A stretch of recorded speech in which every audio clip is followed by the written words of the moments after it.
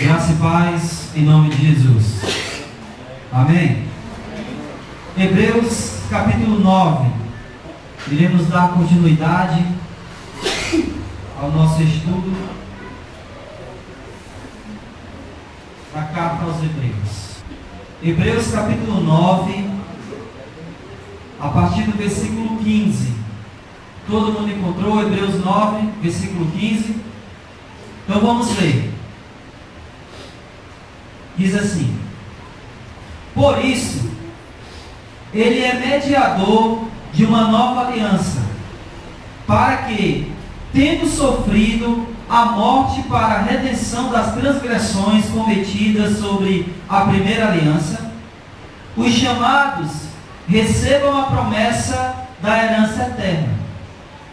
Pois onde há testamento, é necessário que ocorra a morte de quem o fez. Porque um testamento não tem força, senão pela morte, visto que nunca terá valor enquanto viver quem o fez. Nem a primeira aliança foi consagrada sem sangue, visto que depois de anunciar a todo o povo todos os mandamentos segundo a lei, Moisés tomou o sangue de novilhos e de bodes com água, lã vermelha e sopo, e aspergiu tanto o próprio livro como todo o povo, dizendo: este é o sangue da aliança que Deus fez, que Deus nos ordenou.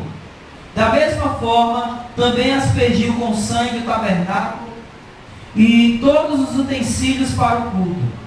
E segundo a lei, quase todas as coisas são purificadas com sangue, e sem derramamento de sangue não há perdão. Portanto, era necessário que as figuras das coisas que estão no céu fossem purificadas com tais sacrifícios, mas as próprias coisas celestiais com sacrifícios melhores do que estes. Pois Cristo não entrou num santuário feito por mãos humanas, figura do verdadeiro, mas no próprio céu, para agora comparecer por nós perante a face de Deus.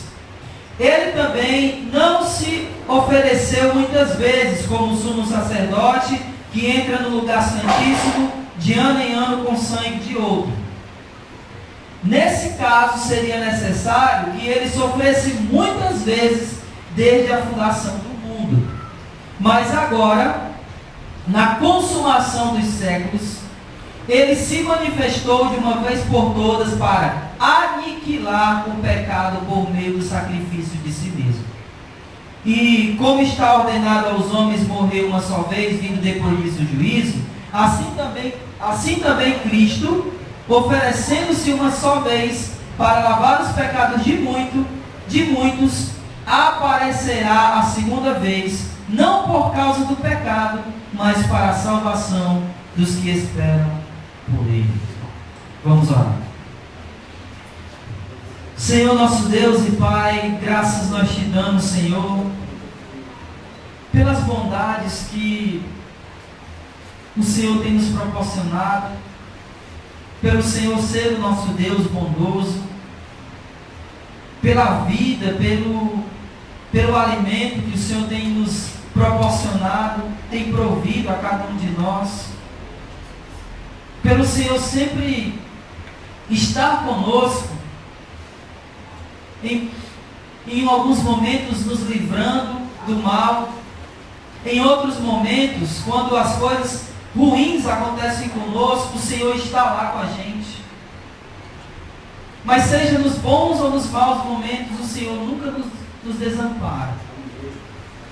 E é por conta disso, Deus, que nós queremos te dar graça, render exaltações ao teu nome, te bendizer, dizer que só o Senhor é digno de toda honra, glória, louvor, exaltação e adoração.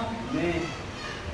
Dizer que nós somos privilegiados por sermos teus servos.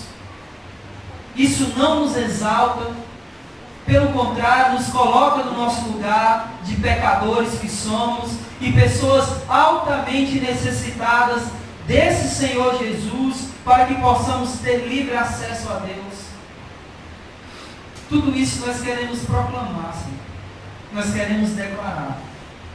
E quando nos reunimos no mesmo lugar, quando nós adoramos o Teu nome, quando nós rendemos louvores a Ti, nós queremos também ouvir a Tua palavra. Nós queremos também pedir que o Senhor abra o nosso coração para a Tua palavra. Queremos pedir também que o Senhor abra o nosso entendimento para a Tua palavra. Porque é só pela Tua palavra que nós somos edificados. É só pela Tua palavra que nós somos alimentados. E a minha oração, Senhor, consiste em dizer que não as minhas palavras sejam ditas aqui, mas que através da minha voz o Senhor fale a Tua palavra à Tua igreja, Senhor. Que eu seja apenas um instrumento Teu, mas que não seja pregado aqui aquilo que eu acho ou penso, mas que seja pregado aqui aquilo que a Tua palavra diz verdadeiramente. Esse é o nosso propósito, porque só a Tua palavra pode nos curar das nossas feridas. Só a Tua palavra, mediante o lavar regenerador da Tua palavra, pela ação do Teu Santo Espírito, é que pode ser quebrantado os nossos corações. Não são por ideologias, psicologias, sociologias, mas pela boa e perfeita palavra. Por isso nós queremos te pedir nessa noite que fale aos nossos corações.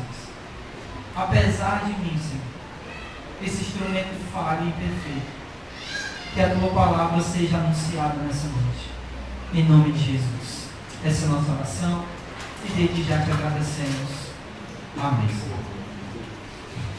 Dando continuidade ao estudo da carta aos Hebreus, na semana passada a gente começou a falar sobre o capítulo 9. E no capítulo 9, logo no começo, ele começa a fazer uma comparação entre a antiga aliança e a nova aliança. E para isso ele começa a falar do tabernáculo. E eu mostrei o tabernáculo aqui na semana passada. Quem estava aqui e viu?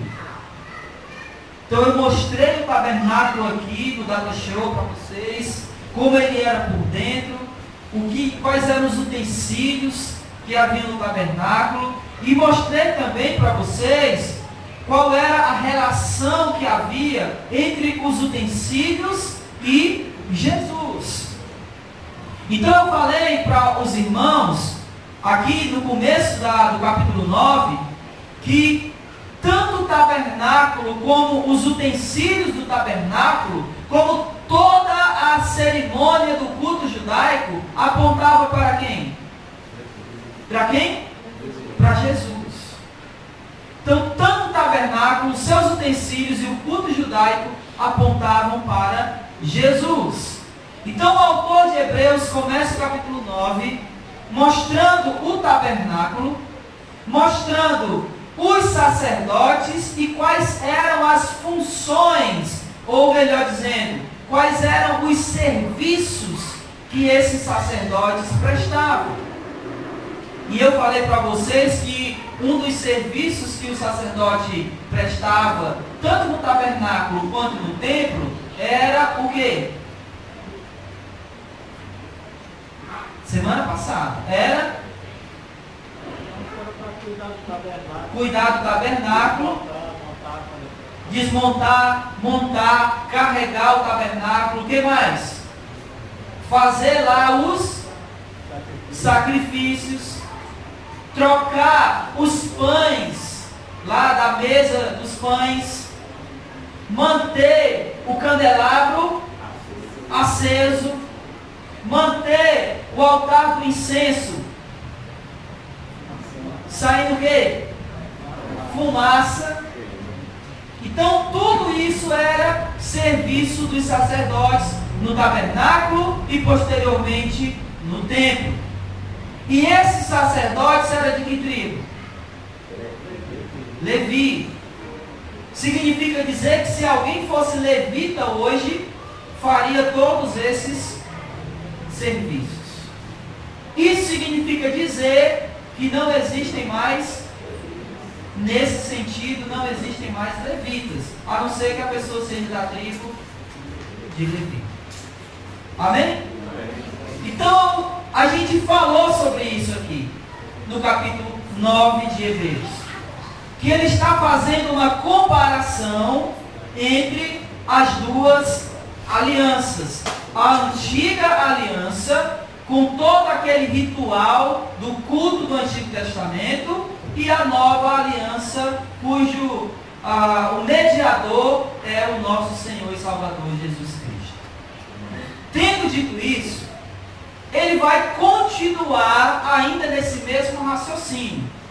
E aí eu peço que um amado irmão leia para todos nós o versículo 15. Hebreus 9, versículo 15. Por favor, Pedro. Por essa razão, Cristo é o mediador de uma nova aliança para os que são chamados, recebe a promessa da herança eterna. E o que ele morreu como resgate pelas transgressões cometidas sob a primeira aliança. Amém. É porque a minha tradução, ela inverte e ela termina sobre a promessa da herança eterna. Então, ela primeiro fala da redenção, depois da herança eterna.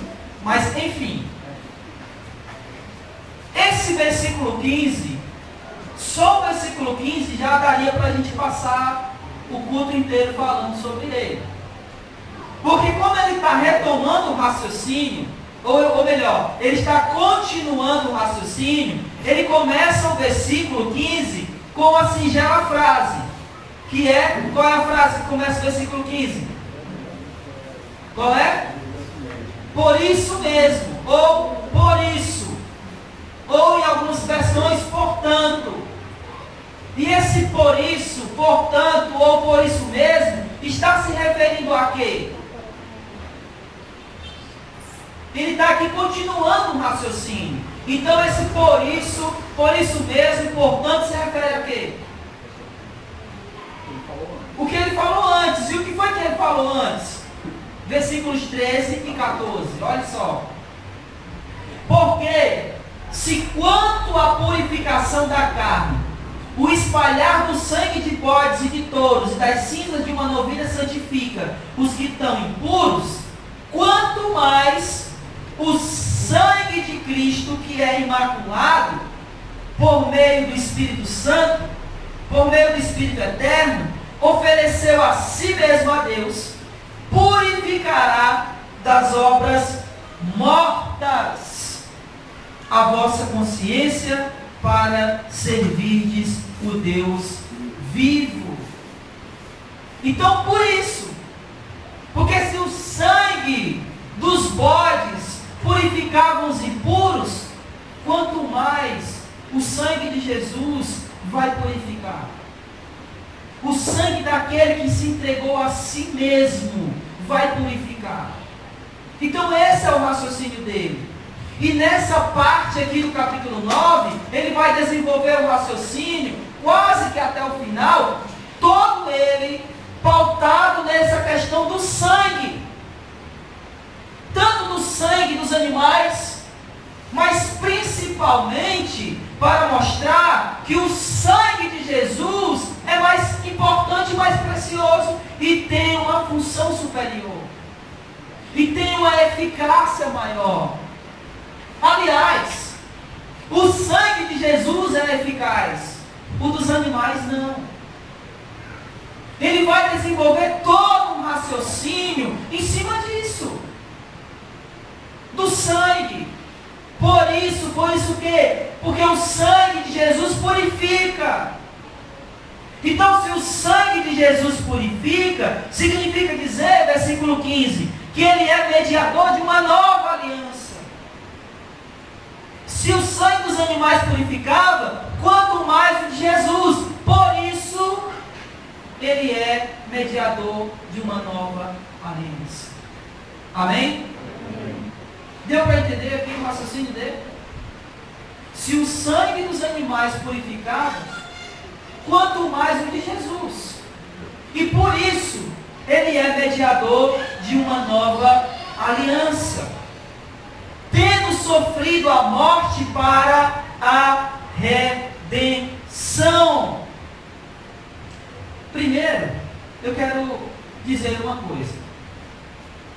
Por que foi necessária uma nova aliança?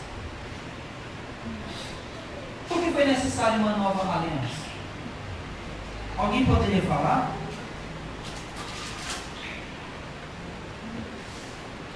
A aliança antiga, ela era imperfeita? Sim ou não? Sim ou não? Não. É óbvio que não. Quem fez a aliança? Deus faz algo imperfeito?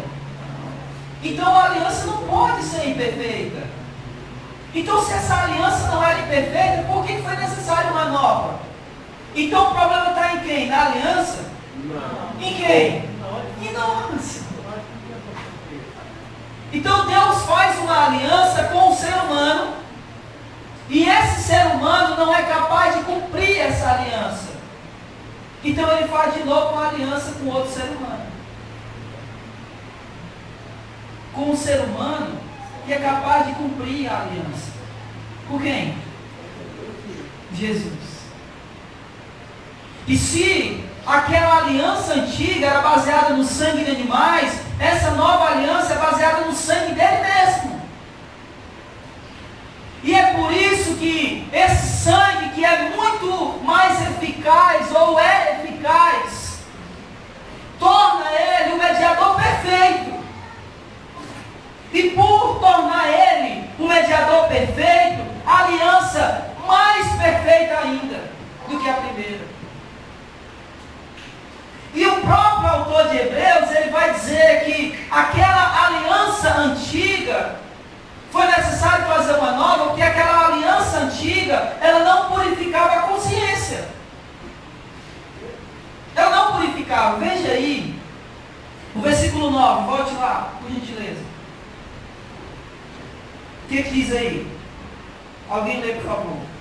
Isso é uma figura para o tempo presente, segundo ela, quanto à consciência, quanto ofertas como sacrifício que se oferecem, não podem aperfeiçoar quem presta o culto. Essa aliança antiga, ela não aperfeiçoava a consciência. Ela não limpava a consciência. Como é que diz aí na NVI, Flávio? Versículo 9. Isso é uma ilustração para os nossos dias, indicando que as ofertas e os sacrifícios oferecidos não podiam dar ao adorador uma consciência perfeitamente limpa. Não podiam, porque aqueles rituais, eles muito mais purificavam externamente do que internamente. O homem se sentia perdoado pelo sacrifício que ele fazia a Deus, mas conscientemente, a consciência dele ainda tinha aquela culpa. Só mediante o sacrifício de Jesus é que nós temos a consciência purificada. Lembra o que a gente falou algumas semanas atrás? Quando Deus diz, olha, eu vou escrever não mais em pedras a minha lei, mas eu vou escrever aonde? Na consciência, no coração. Então agora o homem, ele foi transformado de fora para dentro. A lei de Deus está aqui. Ele tem consciência dessa lei e consciência desse perdão de Deus. Ou melhor, usando uma palavra melhor, ele tem certeza de que Deus o perdoou. Quantas vezes um sacerdote fazia sacrifício? Uma vez por? Por que não era só uma vez e acabou? A nossa pergunta poderia ser o seguinte: seguinte: olha, se o sacerdote ele sacrificava uma vez por ano, por que Jesus não tem que ser sacrificado todo ano para a gente ser perdoado? Entendem, irmãos? Por isso era necessário uma nova aliança, porque a antiga não purificava aqui dentro. E ela estava muito mais, olha só, volte lá, no versículo 9, olha o versículo 10, e que ele vai dizer que consistia isso, olha, essas coisas se referiam somente a quê? Comida, bebidas, lavagens, cerimônias, ordenanças humanas. Ou seja, você não pode comer isso, você não pode comer aquilo, eu vou prestar aqui uma cerimônia. Então tudo isso era onde? Era aqui dentro? O homem se lavava por dentro? Tudo externo. Então essa aliança antiga, ela não purificava a consciência do adorador, como diz o versículo 9. Essas ofertas, esses sacrifícios, não purificavam o homem onde era mais necessário. E isso dava uma margem para que ele se tornasse um famoso legalista. Cumpria esses ritos e estava bem para ele. Só que a nova aliança não trabalha o exterior. Ele trabalha o quê? O interior. Por isso que Jesus é esse mediador. E aí ele continua no versículo 15. Por isso que eu disse que só o versículo 15 dava para fazer todo o culto aqui em cima dele, porque é riquíssimo. Ele continua dizendo, por isso ele é o mediador de uma nova aliança, para que, tendo sofrido a morte, para a redenção das transgressões cometidas sobre a primeira aliança. O que é a redenção? Não é aquela cidade do interior do Ceará. O que é a redenção? O que é redenção? O que é redimir? É libertar. Redenção é libertação. Em outras palavras, que é a palavra que eu acho melhor que se encaixa aqui, é resgate. Jesus, quando ele nos substituiu na cruz, ele nos resgatou. Ele nos comprou. Essa é a melhor palavra. Resgate, a redenção dos pecados. Vocês já ouviram falar que Jesus pagou um alto preço? Era um resgate. É como se nós fôssemos, não. Nós éramos reféns. Reféns do diabo? Sim ou não? Não. Nós éramos reféns de quem? Do pecado. Do pecado. Nós éramos reféns do pecado. E para sermos resgatados, era necessário um preço a ser pago. E esse preço a ser pago era um preço de morte. Esse preço a ser pago era um preço de sangue. E Jesus vai para a cruz pagar essa dívida que era nossa. É por isso que Colossenses diz que o escrito de dívida que havia contra nós, ele pagou encravando na cruz. Por isso a redenção, a libertação, o resgate de todos nós em Jesus. Amém? Amém. Notem uma coisa, que isso, sacrifício de animal nenhum podia fazer. Porque, olha, preste atenção aqui, por favor. Quem pecou contra Deus? Quem pecou? A danada da Eva, né? Meu Deus, aquela Eva. Quem pecou, irmãos? Os seres humanos. Um humano pecou. humano pecou. E aí Deus diz, olha, para que haja perdão de pecado é necessário haver uma morte. O que o povo dos animais tem a ver com isso? O quê? Foi eles que pecaram. A morte deles o sofrimento deles de morte é consequência desse pecado cometido pelo homem. Então esse sacrifício, esse sangue do animal jamais poderia ser eficaz. Porque o homem que pecou. Então o homem tem que morrer. O homem tem que saciar esse desejo de Deus, essa ira de Deus contra o pecado. Um homem. E Paulo vai dizer em Romanos que a ira de Deus se manifesta do céu contra toda iniquidade e pecado. E quando essa ira de Deus se manifesta do céu contra toda iniquidade e pecado, essa ira, ou esse cálice da ira de Deus, foi derramada em Jesus. Aquela ira que era para ser em nós, foi derramada em Jesus. E Ele nos resgata. Ele nos livra da morte. Amém? Continuando.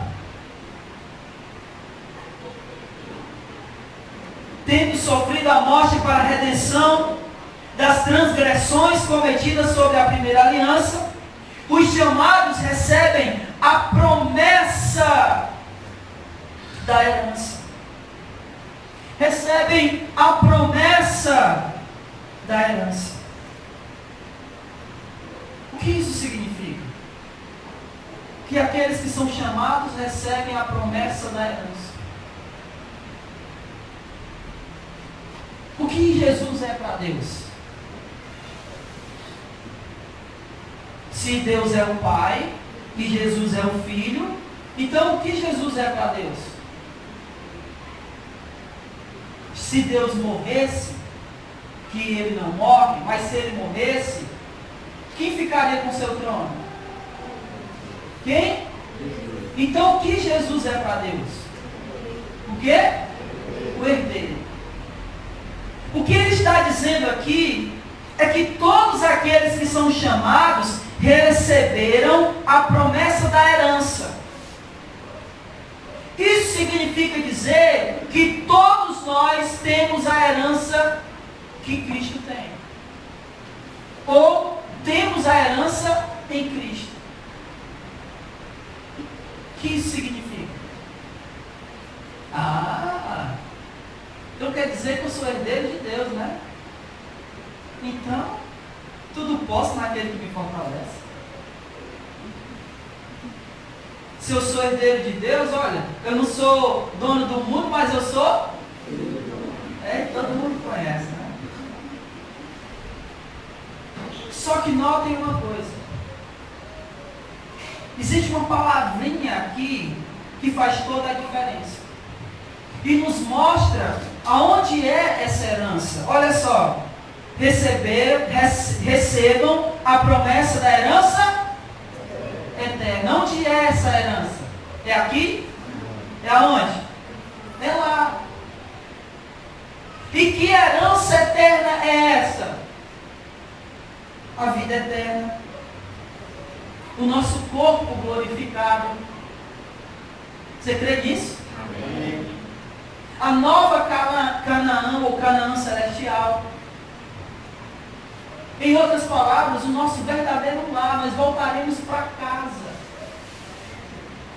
Essa é a herança eterna que nós receberemos em Cristo. Cristo está em casa, no céu? Sim ou não? Sim. Então nós somos herdeiros com Ele. Será a nossa casa.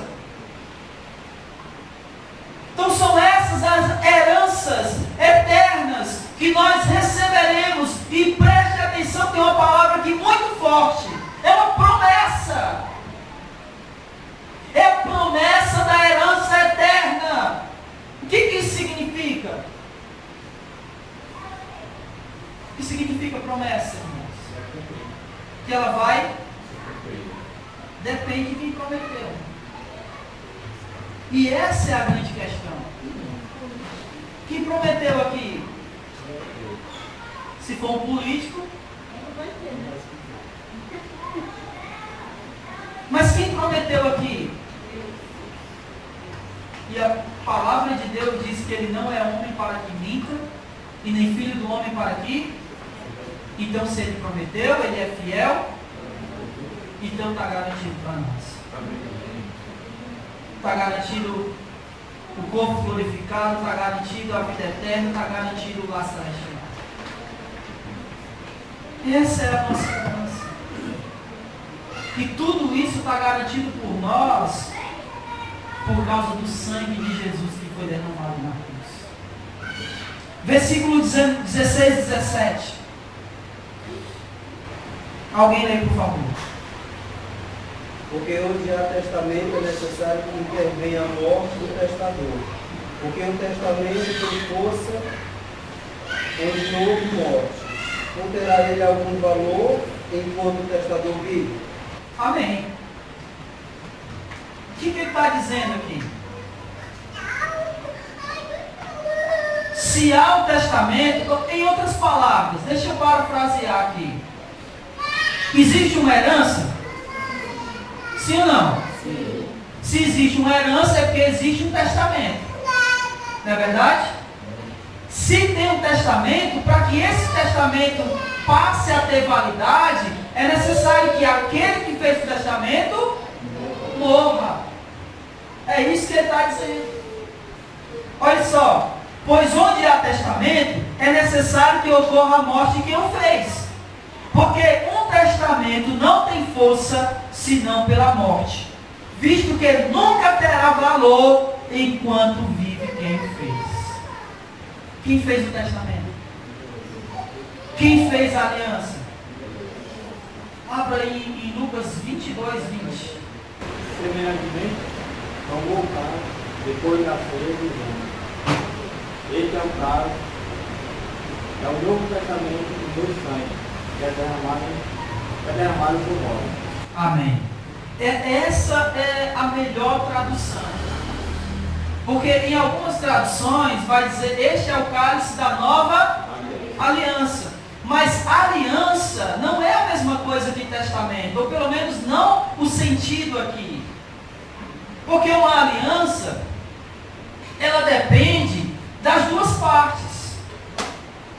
A aliança, ela depende das duas partes que fizeram essa aliança. O testamento não. O testamento, ele depende única e exclusivamente daquele que fez o testamento. Então, quando Cristo faz esse testamento ele só tem valor ou só passa a ter validade no momento que ele morreu. E é engraçado que é como se ele estivesse dizendo aqui, em todo o seu raciocínio, que Jesus fez esse testamento e como garantia, ele disse, olha, eu vou fazer aqui um testamento e esse testamento vai ter base de sangue. Vai ser de sangue. Vocês já ouviram falar no pacto de sangue? É como se fosse uma coisa mais ou menos assim. Então é essa a base do raciocínio dele. E a gente vai ver que isso vai ficando um pouco mais claro à medida que a gente vai acompanhando no texto. Então Jesus fez um testamento, um novo. Só que para ter validade ele precisava morrer. E foi exatamente o que aconteceu. Ele foi para a cruz e derramou o seu sangue. Versículo 18. Aí ele vai começar a argumentar. Nem a primeira aliança foi consagrada sem sangue. Todas as vezes que que Deus faz uma aliança, tem sangue envolvido no meio. Todas as vezes, sem exceção. Quer ver? Ó, abra aí em Gênesis 15. Abra aí, por favor. Gênesis 15, versículo 8. E Abraão lhe perguntou: ó Senhor Deus, como saberei que hei de recebê-la por herança? Ele está falando aqui da terra prometida. Ele lhe respondeu: traze-me uma novilha de 3 anos, uma cabra de 3 anos, um carneiro de 3 anos, uma rolinha e um pombinho. Abraão trouxe-lhe todos os animais e fez o quê? Fez o quê?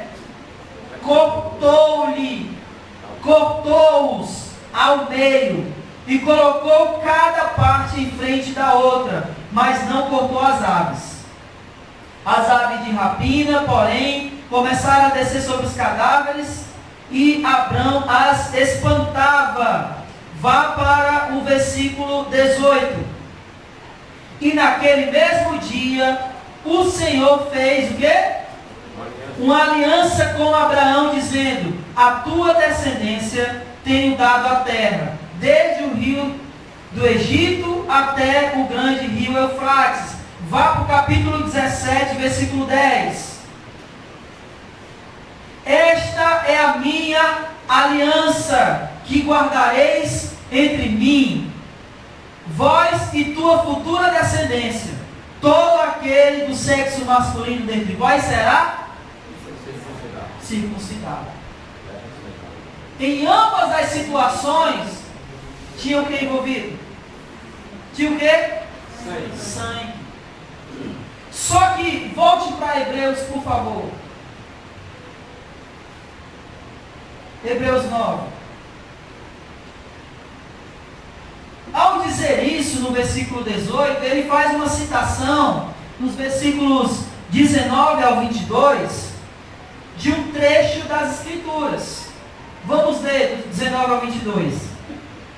Ele diz que a primeira aliança não foi consagrada sem sangue, versículo 19.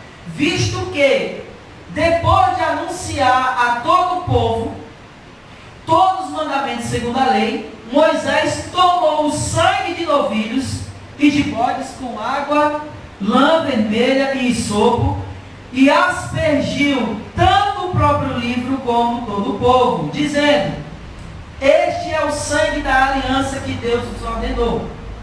Da mesma forma também aspergiu com sangue o tabernáculo e todos os utensílios para o culto. E segundo a lei, quase todas as coisas são purificadas com sangue, e sem derramamento de sangue não há perdão. Ele está fazendo aqui uma citação de Êxodo 24. Vamos para lá para vocês terem ciência disso. Êxodo 24, versículos do 3 ao 7. Versículo 3.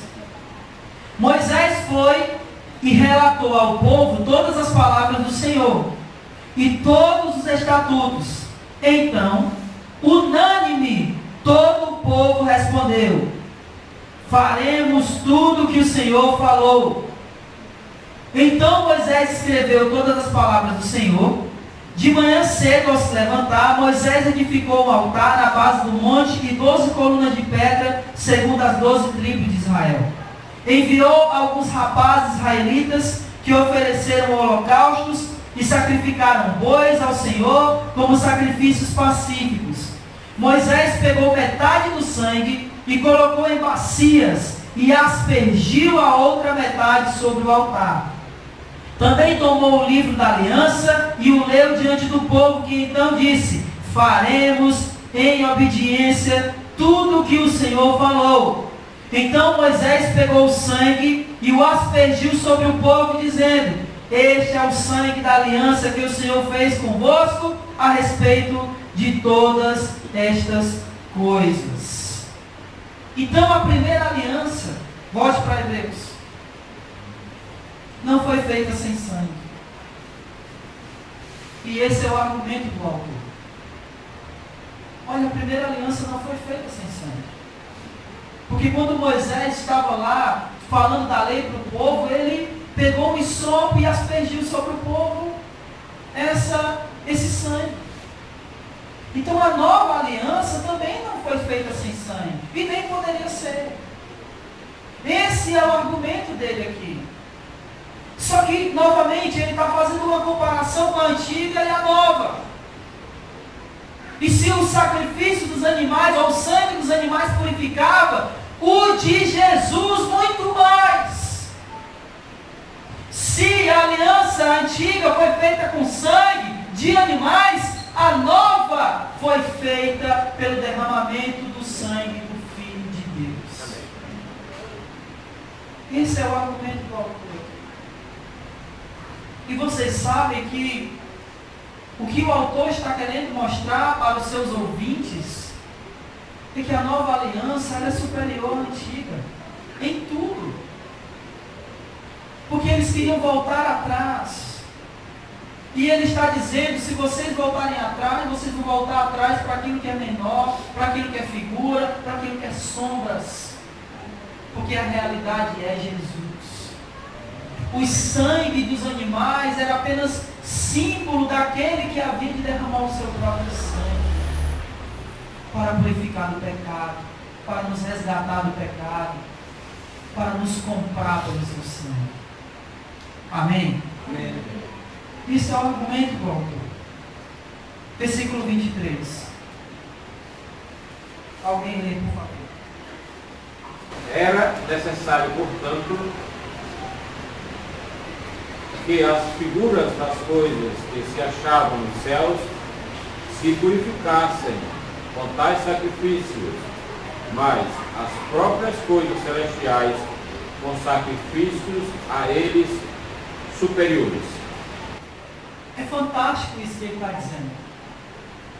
Ele está argumentando o seguinte: olha, Moisés fez isso, então para que Moisés derramou sangue no altar?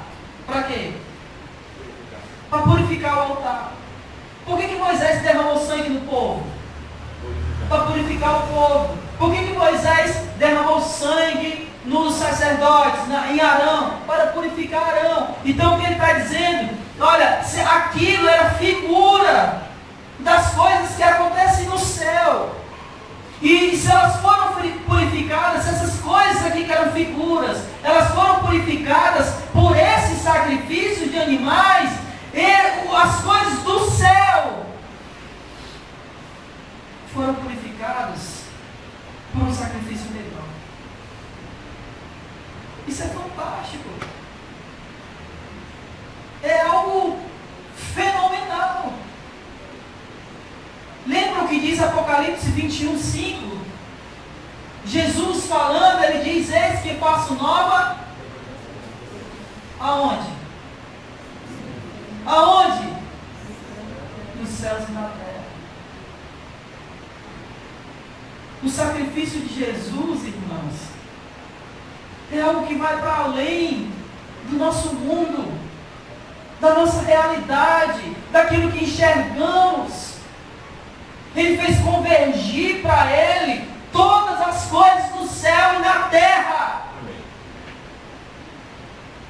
Então é esse sangue que nos lavou e nos purificou. É esse sangue que é capaz de santificar ou purificar até coisas celestiais. E se esse sangue tem esse poder para purificar coisas celestiais, quanto mais ele tem para nos purificar? Você consegue entender o grau, a magnitude disso? O sangue de Jesus purifica os pecadores. Amém. O pior deles. Não há pecado nesse mundo que o sangue de Jesus não tenha poder para perdoar, para purificar. Se eles se sentiam perdoados com sangue de animais, como a gente deve se sentir?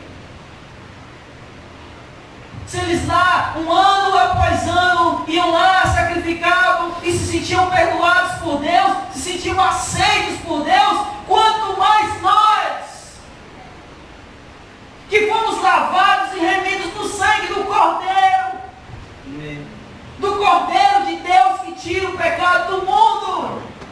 Glória a Deus. Foi nesse sangue que fomos lavados. Esse é o ponto dele. O sacrifício de Jesus é algo melhor, algo superior aos outros sacrifícios, aqueles que eram feitos lá atrás. Versículo 24, aliás. Porque Cristo não entrou em santuário feito por mãos, figura do verdadeiro, porém, no mesmo céu, para comparecer agora por nós diante de Deus. Não é apenas o sacrifício, o sangue de Jesus, mas a mediação dele é superior. Porque se o sumo sacerdote entrava uma vez por ano no Santo do Santo, Jesus não entrou, não foi no santuário terreno. Ele não entrou, não foi num templo feito por mãos. Ele entrou, foi no próprio céu, na presença de Deus, para interceder por nós. Não foi no santuário aqui, irmãos. A mediação dele não é feita aqui na terra. A mediação dele é feita lá, diante da face de Deus. Aleluia. Esse é nosso mediador. E é aquele que tem o poder para interceder diante do Pai, pelos nossos pecados, pelas nossas transgressões, e não importa quão graves sejam as nossas transgressões, Ele já pagou por elas. E Ele pode interceder por nós diante do próprio Deus. Ele entrou lá. Ele não entrou, olha como isso é fantástico. Ele não entrou no Santo dos Santos do tabernáculo. Ele não entrou no Santo dos Santos do templo. Ele entrou no céu. Foi no céu que ele entrou para interceder por nós. Que mediador fantástico esse Jesus. Ele fez aquilo que homem nenhum poderia fazer. Lembra quando Moisés disse: Senhor, eu quero te ver. Aí Deus disse o que para ele? Nenhum quê? Homem me viu e viveu. Mas o homem Jesus está diante da face de Deus. Ele fez aquilo que nenhum homem seria capaz de fazer. Esse é o nosso mediador. Esse é o nosso Senhor. Aliás, esse é o nosso dono. Porque pertencemos a Ele, porque Ele nos comprou com seu sangue. Versículos 25 e 26. Nem ainda para se oferecer a si mesmo muitas vezes, como o sumo sacerdote cada ano entra no Santo dos Santos com sangue alheio. Ora, neste caso seria necessário que ele tivesse sofrido muitas vezes desde a fundação do mundo. Agora, porém, ao se cumprirem os tempos, se manifestou uma vez por todas para aniquilar pelo sacrifício de si mesmo o pecado. Aqui tem muitas coisas interessantes que não dá tempo a gente decorrer por elas. Como quando ele fala sobre a consumação dos séculos, né, que o que ele está dizendo é que agora, na consumação do século, ou seja, nós já estamos vivendo a consumação dos séculos.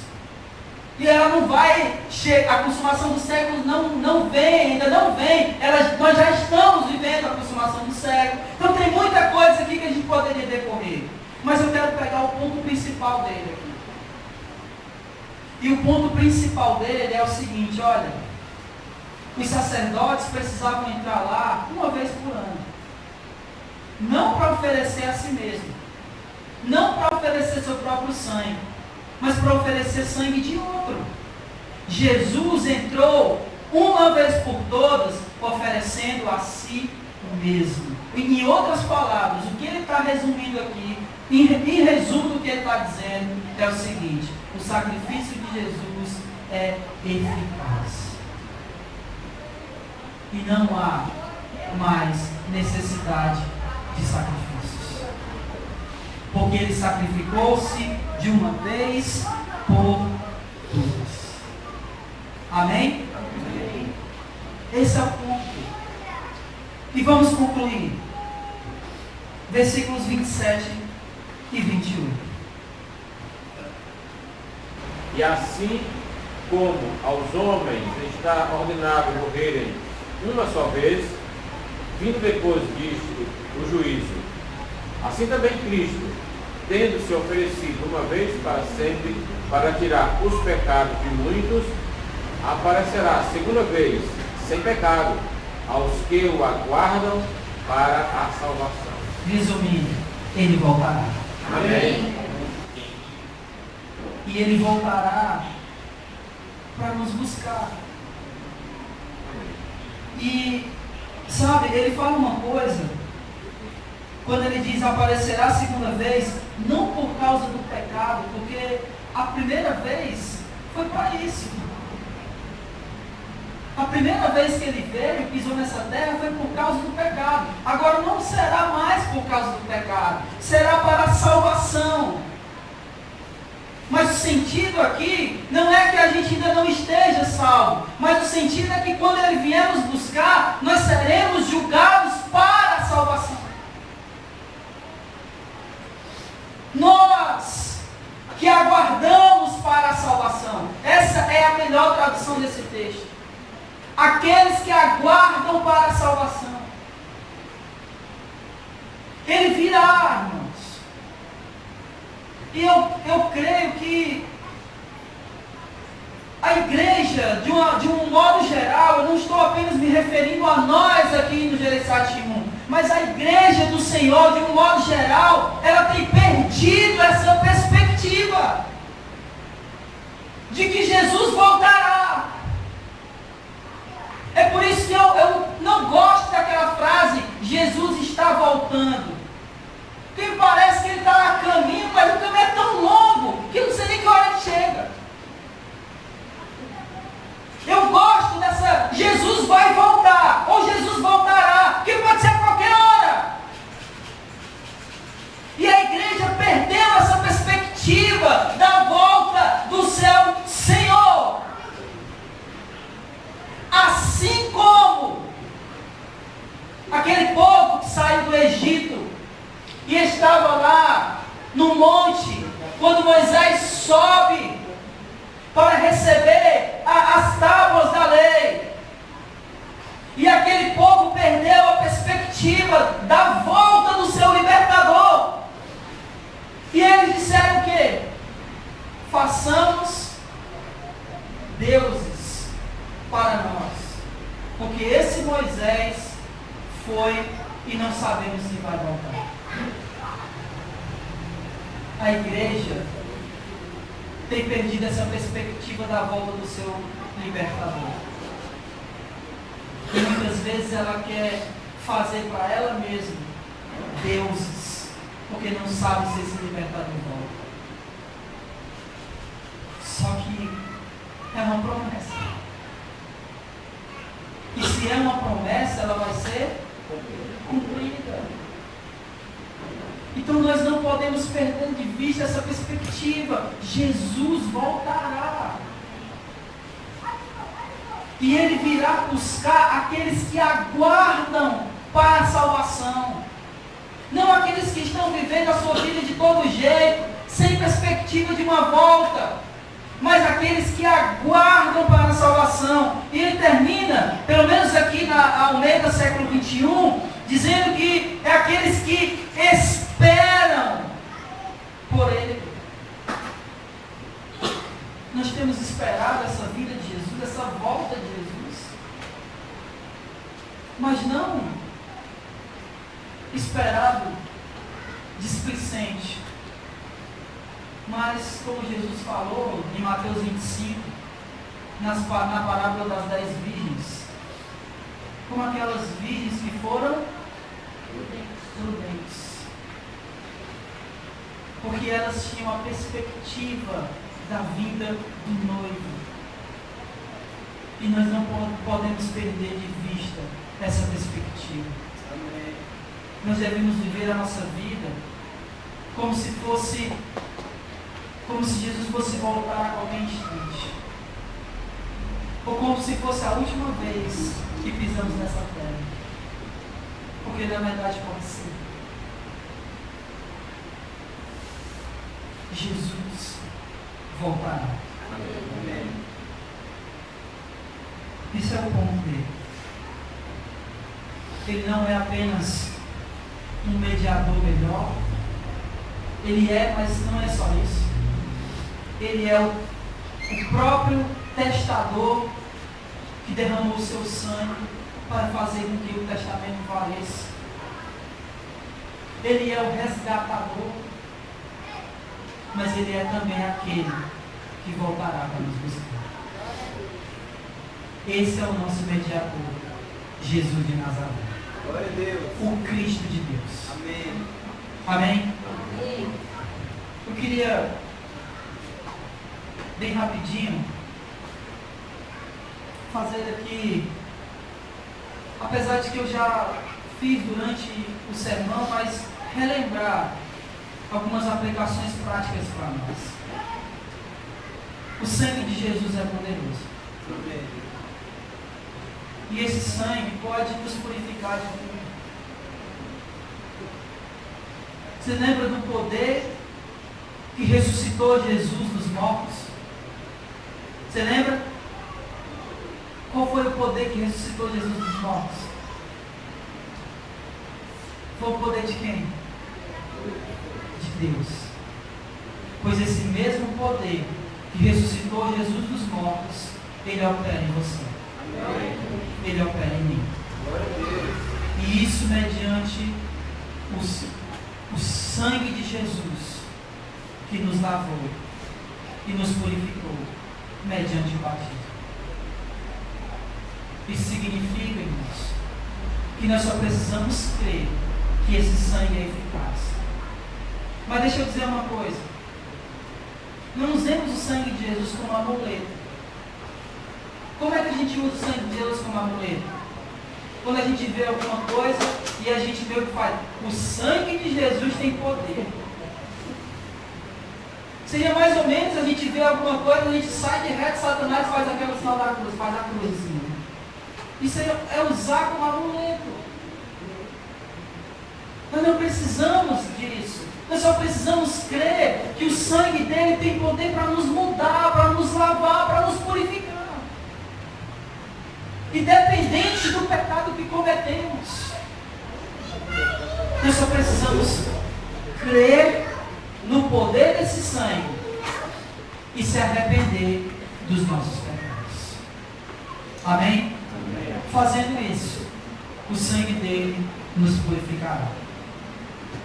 Uma segunda coisa é que o sacrifício de Jesus é eficaz. Você crê nisso? Amém. Meu Deus.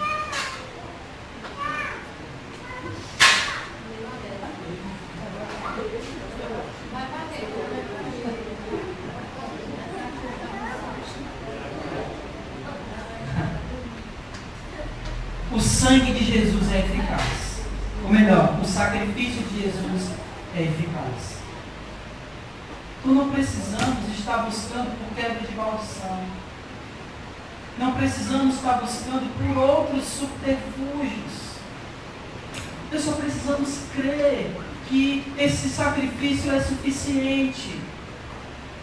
Nós não lemos aqui que o sacrifício é de uma vez por todas. Nós cremos mesmo nisso? Amém. Ou às vezes procuramos ainda uma outra coisa, como se a minha fraqueza ou os meus pecados fossem maior e esse sacrifício não tivesse poder sobre a minha fraqueza.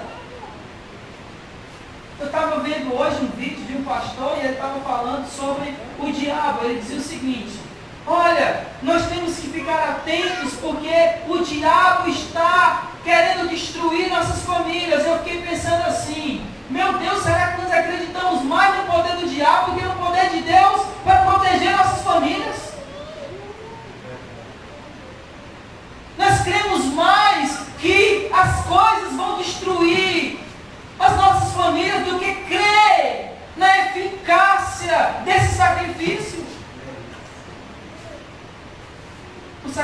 que Jesus é eficaz. E não preciso ficar procurando meios. Eu só preciso crer nele. Amém? Amém. Eu só preciso crer que ele é poderoso para me salvar e salvar todos aqueles a quem eu anunciar essa mensagem. Nós precisamos crer nesse sacrifício. E em terceiro e último, Jesus vai voltar. Glória a Deus. E essa é uma notícia, irmãos, que nós temos que propagar. Ele morreu pelos nossos pecados. Ele ressuscitou para que possamos ressuscitar com Ele. E Ele voltará para nos buscar. Amém. Amém? Amém. Que Deus nos abençoe. Glória a Deus. Fiquemos de pé.